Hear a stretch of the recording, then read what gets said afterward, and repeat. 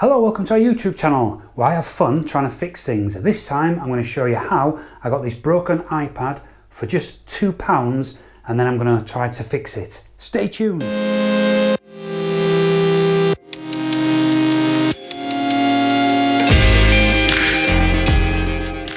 For more videos like this one, don't forget to subscribe to my channel. So, how did I get this iPad for just £2? Let me tell you a story. So I search eBay regularly for broken iPads, and I was searching the other day and I found an iPad 4th gen that said broken, it wouldn't power on. So I decided to contact the seller and offer him £24 for what is an old iPad anyway, and he accepted, and including postage it ended up being £27, and so he posted it to me. So when it arrived, first thing I did was plug it in and just see whether it would charge, and it did. It started charging. So I left it on charge for a good few hours. So when I left it after a few hours, I pressed the power button, see if it would come on, and it didn't. So I thought I'll connect it to my Mac and see whether it'll power on then. So I connected it up, pressed the power button, and again, still didn't come on. So I thought I'll see if I can put it into DFU mode, see if anything happens. So I held the power and the home button down as you do, 10 seconds, and leave the power button, hold the home down, and whoa, it connected to my Mac, it came alive. So it requested that it needed a full install, so I let it do the full install. And after the install was finished, guess what? It just booted up and worked absolutely perfectly. No iCloud lock, nothing on it. So absolutely fantastic. So I got a working iPad Gen 4 for £27. So I thought this would be good, and I'll keep this for myself really, because when I'm working on workbench here, it'd be nice to just have a little iPad just stood down here, so I can use it for surfing, using Google, things like that. And it's going much better than putting my Mac down there, which takes up a lot more space. But then I found an issue with an iPad Gen 4. You cannot upgrade the OS to higher than OS 9. Why is this a problem, I hear you saying? The problem is that the older iPads don't have the CPU or the memory to support some of the newer apps, such as Netflix, Chrome, which I use Chrome all the time to surf with really. So I'm thinking, this ain't going to be the iPad for me. So then I thought, well, which iPads do support iOS's later than 9? And better, which iPads support iOS 12 and above? The list is pretty short, it's a lot of newer iPads. So it's an iPad Air Gen 1 and above, iPad Mini Gen 2 and above, all iPad Pros, iPad 6th Gen and above. So that meant the iPad 4th Gen that I had was no good for me. So I thought, you know what, I might as well sell it. So I checked on what they're kind of worth, and they're worth £100. So I stuck it up on Facebook Marketplace for £90, local pickup. So there'll be no fees to pay, there's no postage to pay, simple transaction, money, cash in hand, off we go. So within half a day, I had someone who was interested and wanted to pick it up as soon as he asked me if I'd accept £80 for it. Not bad from £90, so yeah, absolutely, come and get it for £80. So that now means I paid £27 for this iPad, just plugging it into my Mac and reinstalling it, sold it for £80, so I've made £53 profit. So now I thought, well, what's the next cheapest one that will support iOS 12 and above? And that on the list was the iPad Air Gen 1. I didn't want a mini, a bit too small when you're trying to work on there and you can't really see it. So I thought an iPad Air Gen 1 would be ideal. So I started looking on eBay for anybody selling a broken screened iPad Air Gen 1. And I found one, exactly what I wanted, an iPad Air Gen 1 with a broken screen. So I contacted the seller and asked him how much would he want to actually buy it now. And he said to me he would take £55 for it, which included postage. I thought, well, that's a good deal. That's a good deal really for that. So I asked him if he could just send me a picture off the back showing the actual code number of the iPad and the serial number, just so I could check it. I know it's not guaranteed to have the same back, but this guy seemed genuine and was selling it with his daughter's iPad, etc, etc. So I thought, well, it seems genuine. He had not a large feedback, so he wasn't doing this all the time. So I asked for the picture. So the picture came through and I looked at the code and I thought, something wrong here. The actual model number was an A1893, which I thought, well, that's quite high for an iPad Gen 1. So I went onto the Identify My iPad page for Apple, stuck in the A1893, and I couldn't believe it. It came back as an iPad Gen 6, which is from 2018, so it's just 2 years old. So obviously I jumped on that and said, yeah, I'll definitely have that, please. And if you can deliver it, that'll be fine. It included delivery. So I was £55 delivered. And I was maybe thinking, am I being ripped off here or something? I don't know. But hey, lo and behold, it came. And I checked the back and it was an iPad 6th gen. I powered it up, it still worked, so I still could get into it. I could see it was a 6th gen. iCloud unlocked, everything was good about it, just a cracked screen. But yeah, apart from that, it was perfect. So in the end, if you remember, I made £53 profit from the iPad Gen 4, and this one cost me £55. So take one from the other, £2. That's all it cost me. And the screen for one of these is £18, which I've already bought anyway. So all in all, hopefully this iPad to fix and have a good iPad Gen 6 is going to costing me just £20. That's if I can fix it. So let's jump into that now and let's get it fixed. Okay, so let's get to it. So let's get this glass removed. Again, I'll do this on camera because I've seen this many times. There's many YouTube videos on that. So I'll get the glass removed and then we'll come back. So this is all now cleaned up. So I've removed all of the glass. There was all little bits and all the sticky as well, and cleaned it with IPA just to get rid of all the old sticky that was on there and stop lumps like that there causing issues when you put the new glass on. So the other thing you have to recover as well is the actual home button, because the home button is like that. There's a little gasket, just separate them, and a bracket. So them three things need recovering from the old glass, because the new glass comes without anything in that place there. So first thing is, what we need to do is refit the home button back into this glass now, and then we can look at putting everything back in and getting the front back onto this iPad. So let's move the iPad out of the way and let's do this. So the home button, when it was fitted, actually laid inside. Just trying to figure out how it was actually laid. Yeah, I think it was like that. So that was. Move this over. So that was inserted into the connector there, and then the button was put on like that. So obviously to go back onto this glass, it's going to need to go in like that. So it's basically going to go that way.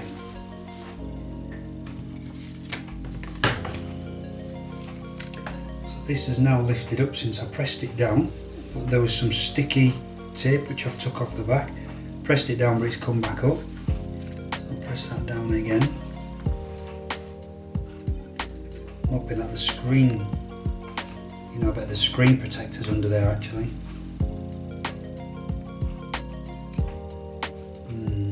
Because you've got this screen protector on here.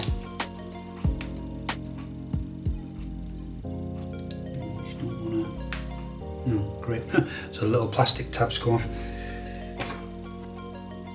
Yeah, that needs to come off. So when I take the screen protector off, I'll peel it off this way, and then I'll peel it off that, and then I'll push them back down. So I'll leave them there for now. They may come up themselves like they did before. So let's have a look at this home button anyway. So I think that's connected to it. Then what we need to do is get this in place. Now, which way does this go? I'm not sure it matters. I think it just, I guess the two flat edges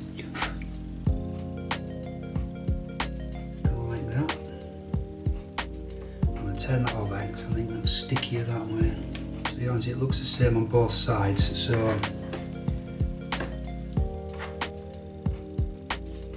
what I'll do is I'll put that on. This will all get held on when there's a little metal plate I need to glue on, so when I glue that on, this will get held on then. So the home button should fit into that. Like so. I had a little click then, so I'm hoping. Looks good. Just hoping it just sticks down there. Looks like something else should be underneath there though. See, the glass was all smashed, so I didn't really see how that went on. So let me go look up how to reinstall the home button, because that obviously needs to be done perfectly, otherwise it's not gonna work properly. And then I'll come back. So I've researched it and this is how it goes, so let's just zoom in for you so you can have a better look at what I'm talking about here. So we have the home button here, we have a metal plate here, and that goes on, and then this cable, part of the cable of the home button, just glues to that metal plate. The metal plate glues to the back of the glass. So this plate here, it's got a little bit of sticky left on it.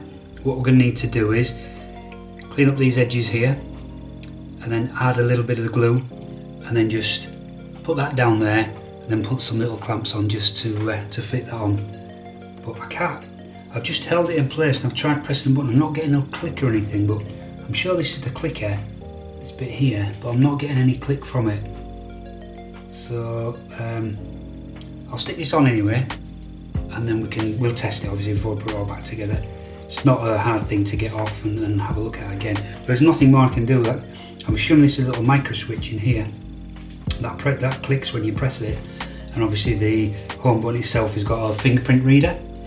So this is why this is mated to the logic board. So if you change this, you'd have to change that. Well, you need one that goes with the logic board. So you can still have a home button, but you'd lose the fingerprint reader part of it if you had to change the home button because it was faulty. But this home button's fine. So therefore, well, I think it is anyway. It worked fine when I used it before. So I'm going to change this. So let's clean up this little bracket, and yeah. So we just need to get these two parts here cleaned up, and then we can glue it onto there. So let's do that. I'll zoom out. Okay, that's got most of the thick of the sticky stuff off, so that should be fine. So let's get it ready to stick. So I'll bring it back in. So the little dot that I guess has to go there is not centre of this metal plate. So what I'm going to do is put it as close as I can after putting some glue on, and then I'll just move it and have a look up and down, just make sure I'm getting it square. And then I've got some. So I've got these little clamps here. Now I'm thinking maybe a bit over the top, but I think I should be able to. Let me just test it.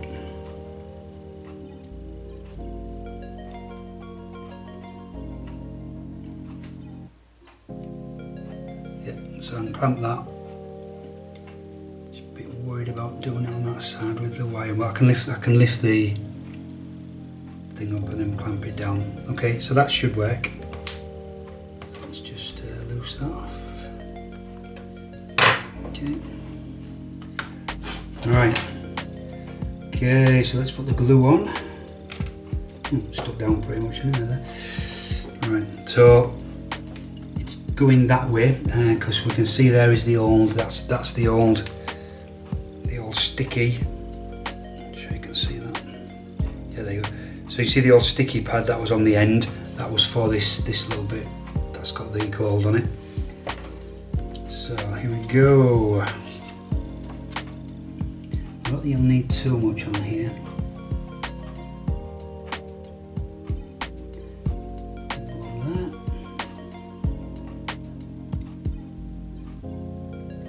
And a blob there.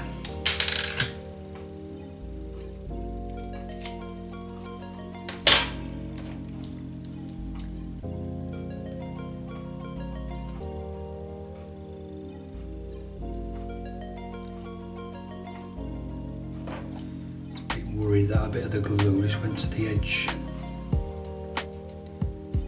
Should be okay.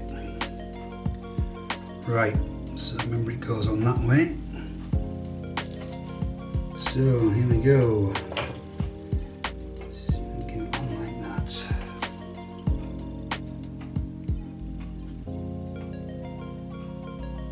Oh, I forgot which way it goes. No, that way, the other way up. No, I don't, that's right yet.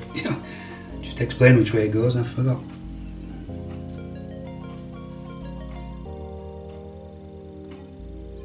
Okay, so it's fairly near, so I'm going to push that down And now should be able to manoeuvre it, so let me just check up right here. So I'm just checking that silver bit on the end of the pad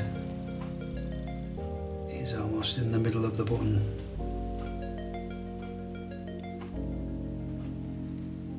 Yeah, I'm pretty sure that's about as good as it's going to get. Let's move that a bit.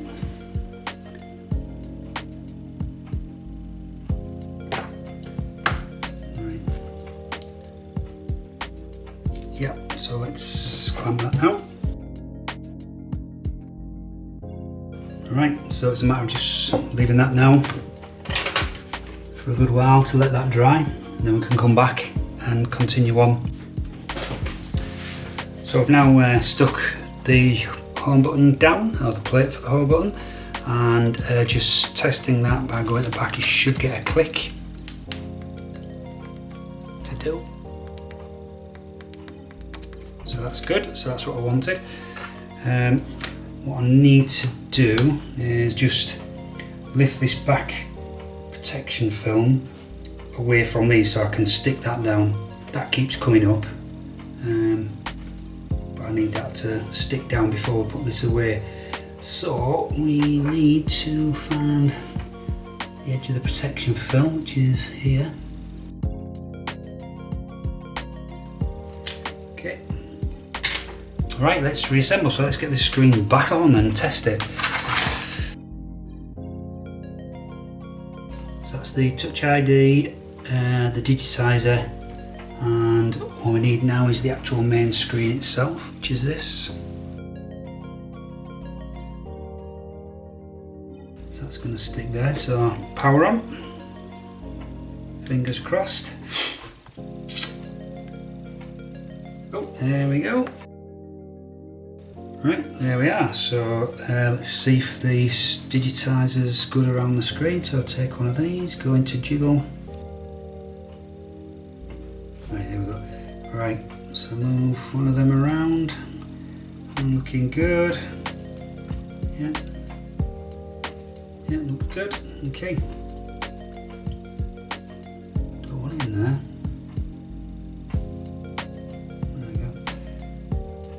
Okay, so make sure the button works. Move that. Stop jiggling. Go there, press the button. That's good.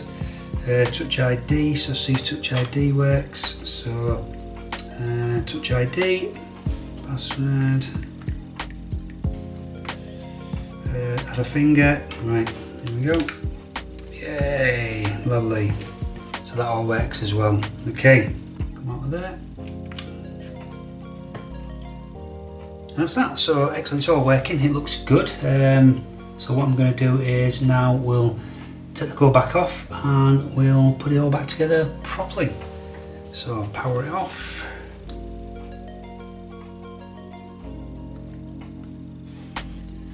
Right, here we go.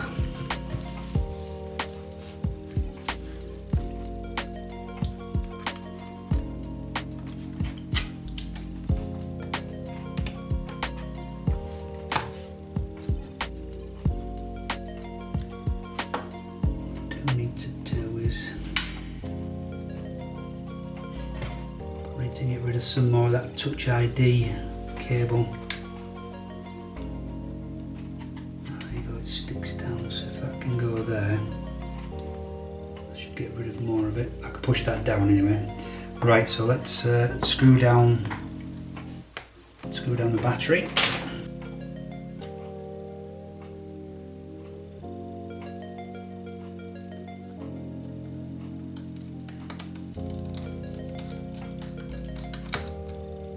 Battery secured. Yeah, I don't like laying this screen, but let's got all the screws underneath it. Just move the screen this way a little bit. That'll do. Right, let's protect it. There we go. I just need to screw this plate down. Right, so now what we're going to do is fix the screen down. So now I'm in a position where that wants to go right into there. They want to go into there as well. Hopefully we should successfully be able to stick this screen down like that. So what I'm going to do is prepare the screen now. So the next thing is we need to get any dust off here. So it's a soft brush. Okay, it's all peeled ready. So what I'm going to do, as always, I'm just going to add a little bit more glue onto the corners, just so that they stick down a bit better, because this stuff's not always that good. And let's stick it down. Final check of the main screen. So any bits stuck on here now, they're going to get stuck underneath. Don't get them off. Right, here we go. So just line this up to the side. Because what I just need to do is make sure that touch button just goes in there a bit more. Okay. Right, bring it over. Line it up the bottom. Top.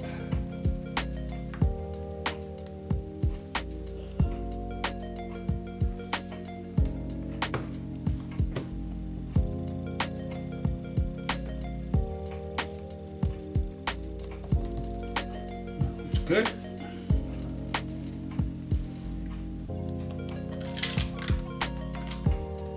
So I'm going to put this under pressure for a bit and leave it there for a few hours, and then we'll come back and see how it's gone. So we're back. This iPad now been under the press, keeping it squashed down and putting some pressure onto the screen for a good few hours. Took it out now and it's absolutely beautiful. The screen, there's no lifting of the screen at all. It's well stuck down. So now we can remove the front screen, protection film, and the final test. Let's turn it on. And there we go. So there we are, we have it, a nice new screen now, everything's working on the screen. The home button obviously returns to there, where we checked the fingerprint thing we did earlier. So we've got an iPad Gen 6 that I bought for £2, and the replacement screen cost me £18. So this is like a £250 iPad in excellent condition, perfect frame, not a mark on it, and it basically cost me £20 in total. So there, you can get some bargains off eBay if you look around. So if you enjoyed this video, then don't forget to press the subscribe button for more videos like this, and also don't forget to hit that notification button so you get notified when new videos are coming out. Thanks for watching, see you on the next video.